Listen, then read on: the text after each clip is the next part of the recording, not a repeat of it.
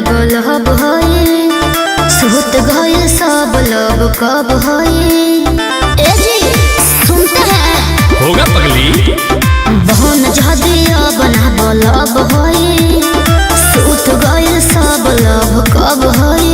कि ताला तोहार तोरब नहीं ताला तोहार तोरब नहीं पास हमारा चाभी चाभी चाभी चाभी तरनी हम लड्डू के भैया हो तू अंगूरी भाभी।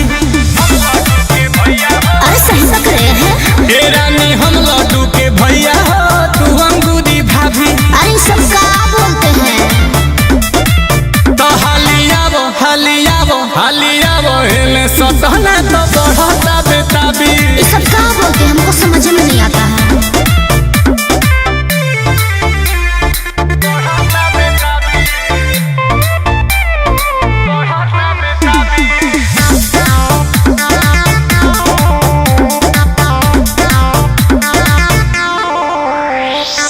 कभी से कभी कभी प्यार करते हैं हमसे सौतेला व्यवहार करते हैं। अरे हमारी रसमलाई क्या बोल रही हो? देखिए हंसे मत।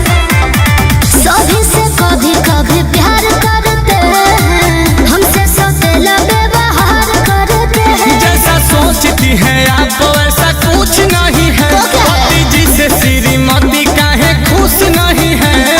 सारी तानी ऊपर पहना सारी तानी ऊपर पहना बतावे ना भी ना भी ना भी ना भी। रानी हम लड्डू के भैया तू अंगूरी भाभी। रानी हम लड्डू के भैया हो तू अंगूरी भाभी। अजी इसका क्या मतलब है? मतलब नहीं पगली मतलब होता है। आवो हाली आवो हाली आवो हाली हेने सोटना तो बढ़ता बेताबी।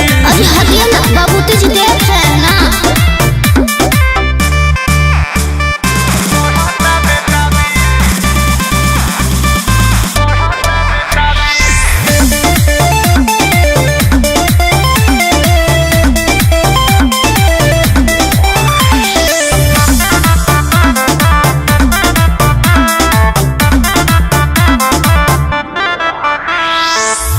कमल ऐसा क्या देखे है या सुतोष में रहते हैं घर पर नजर है पड़ोस में। हाय दया गजबी लाइटर है। अरे लाइटर नहीं राइटर होता है पगली।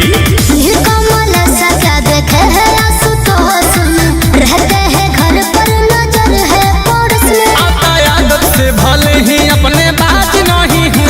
शिल्पी राज तुमसे आज भी नाराज नहीं हूँ। सच्ची कभी कभी मार्केट में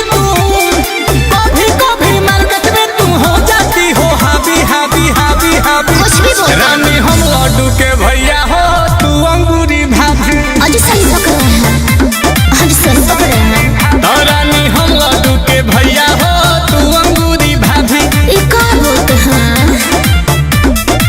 कि आवो हाली हेने सोटना तो बढ़ता बेताबी। ए लड्डू के भैया नहीं मानेंगे। सही पकड़ी है पगली।